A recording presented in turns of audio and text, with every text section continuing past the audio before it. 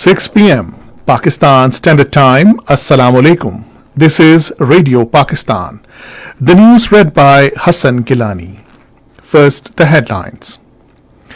President has called to expose India's nefarious designs behind its move to hold G20 event in Indian illegally occupied Jammu and Kashmir. All parties Hurriyat Conference says Kashmiri people are facing the worst atrocities at the hands of Indian Army and police in the held territory.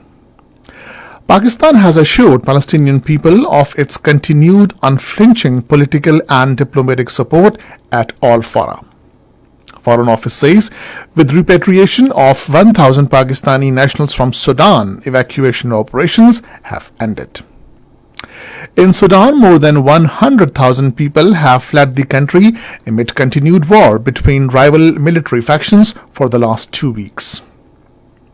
Third one-day international between Pakistan and New Zealand will be played in Karachi tomorrow. And now the news in detail. President Dr. Arif Alvi has asked the Ministry of Foreign Affairs to intensify its efforts to expose India's nefarious designs behind its planned move to hold the G20 summit in the UN-recognized disputed territory of Indian illegally occupied Jammu and Kashmir. The President expressed these views while conveying the letter of the convener of All Parties Hurriyat Conference, Mahmood Ahmad Sagar, to the Ministry of Foreign Affairs for appropriate action on the issue raised by him today. In his letter to the President, Mahmood Ahmad Sagar had sought the urgent attention of Pakistan towards the Indian government's highly controversial move to convene a meeting of members of the G20 countries in Srinagar and its far-reaching consequences on the Kashmiris' ongoing struggle for right to self-determination. Expressing serious concern over the Indian plan, the APHC convener termed the move as part of the multifaceted and multi-front campaign to create confusion about Jammu and Kashmir dispute. The APHC convener appreciated the efforts of Pakistan that has expressed strong indignation over India's decision to hold the G20 Tourism Working Group meeting in Srinagar on 22nd to 24th of this month. Mahmood Ahmad Sagar said Pakistan is an important party to the dispute and it would use its political and diplomatic clout to effectively thwart the Indian conspiracies. In Indian illegally occupied Jammu and Kashmir, India's dreaded National Investigation Agency has raided several houses in Srinagar, Pulwama, Islamabad, Kulgam, Baramulla, Jammu and Poonch districts. According to Kashmir Media Service, the sleuths of NIA along with Indian Central Reserve Police Force raided the house of Hurriyat leaders and activists including Yasmin Raja and terrorized the inmates. The APHC leadership in a statement issued in Srinagar said that the Kashmiri people are facing the worst atrocities at the hands of Indian Army and police. Meanwhile, Pakistan Army Chief General Syed Asim Munir's recent statement, which he gave during his address at Pakistan Military Academy Kakul on Kashmir, continues to receive applause from across the line of control. APHC leaders including Syed Bashir Andarabi, Khwaja Firdaus, Ghulam Nabi War, Zamruda Habib, Jamil Mir and Mirajuddin Sheikh in their statements in Srinagar said the Army Chief's speech has infused a new spirit in the ongoing freedom movement in occupied Jammu and Kashmir. The leaders urged the international community to play its role in realization of the Kashmiris' right to self-determination. Religious leaders during a function in Badgam demanded immediate release of senior APHC leader and chairman of the Muttahida Majlis-e-Ulema, Mirwais Umar Farooq. The Mirwais has been under continued house detention since August 2019.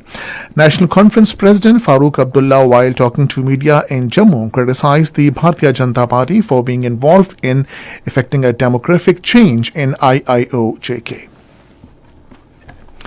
Minister for Religious Affairs and Interfaith Harmony, Senator Talha Mahmood, says Pakistan will continue to extend its moral and diplomatic support to the Palestinian people. He was talking to member Palestinian National Assembly Mamoun Asad Tamimi, who called on him in Islamabad today. The minister informed the Palestinian leader that Pakistan's position on Palestine issue is unwavering and categorical. He said there is no example in the civilized world regarding violation of the sanctity of Al-Aqsa Mosque and violence against worshippers during Ramadan. Talha Mahmood said the United Nations must raise its voice against the ongoing atrocities against the Palestinian people. Speaking on this occasion, member of the Palestinian National Assembly said Palestinian mothers and sisters are looking towards the Muslim Ummah for help. He thanked Pakistani government and the people of Pakistan for their continued diplomatic and moral support for the Palestine cause. Minister for Religious Affairs Muhammad Talha Mahmood has assured that Hajj arrangements will be completed soon and the intending pilgrims will be dispatched on time to the Holy Land. Addressing a hearing session of Muawwin Hujjaj in Islamabad today, he said he is in constant contact with the airlines and Saudi authorities for smooth Hajj flight operation.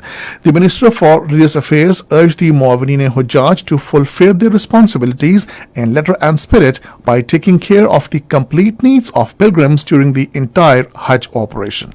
Later, talking to APP, spokesperson of the ministry, Muhammad Umar Butt, informed that the training of Muawwin Hujjaj will continue till 14th of this month.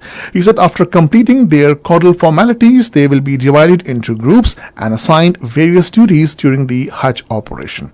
He said 2 big hospitals will be established in Makkah and Medina besides 14 dispensaries. This is Radio Pakistan. Speaker National Assembly Raja Parvez Ashraf along with Hungarian Ambassador Bela Fasikas inaugurated a photo exhibition containing artifacts of Islamic architectural arts at the National Assembly in Islamabad today.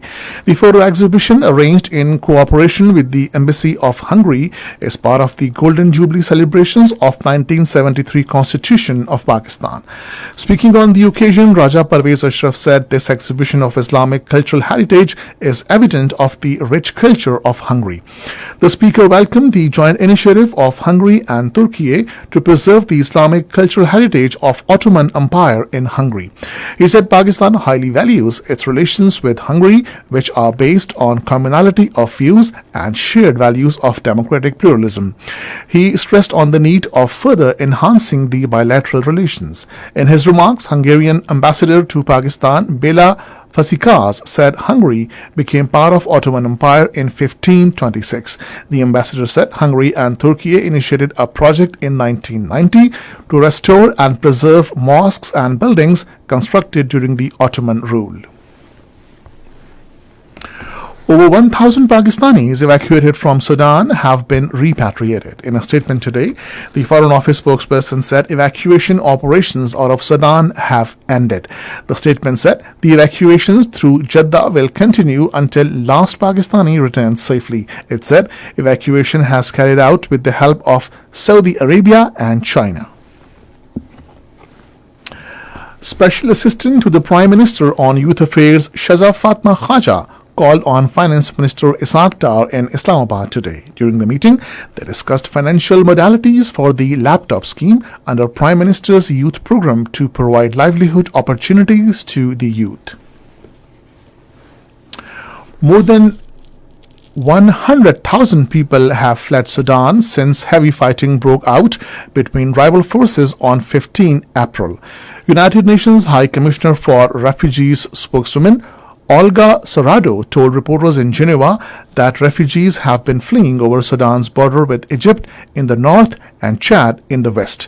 The United Nations humanitarian coordinator in Sudan, Abdou Diang, also said that more than 2 weeks of devastating fighting risked turning the country's humanitarian crisis into a full-blown catastrophe.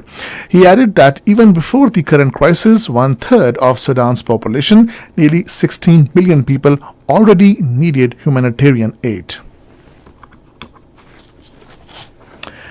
The third one-day international of 5-match series between Pakistan and New Zealand will be played in Karachi tomorrow. The match will start at 3:30 p.m. Pakistan lead the series 2-0. Finally, the weather. Rain, wind, thunderstorm is expected in Punjab, Khyber Pakhtunkhwa, Islamabad, Kashmir and Gilgit-Baltistan during the next 12 hours. Isolated heavy rainfalls and hailstorm is likely in Upper Khyber Pakhtunkhwa, Kashmir and northern Punjab. Dry weather is expected in other parts of the country. And this is the end of the news. For more news and analysis, please log on to our website radio.gov.pk and also watch live video streaming of our bulletins on the link facebook.com/Radio Pakistan News Official.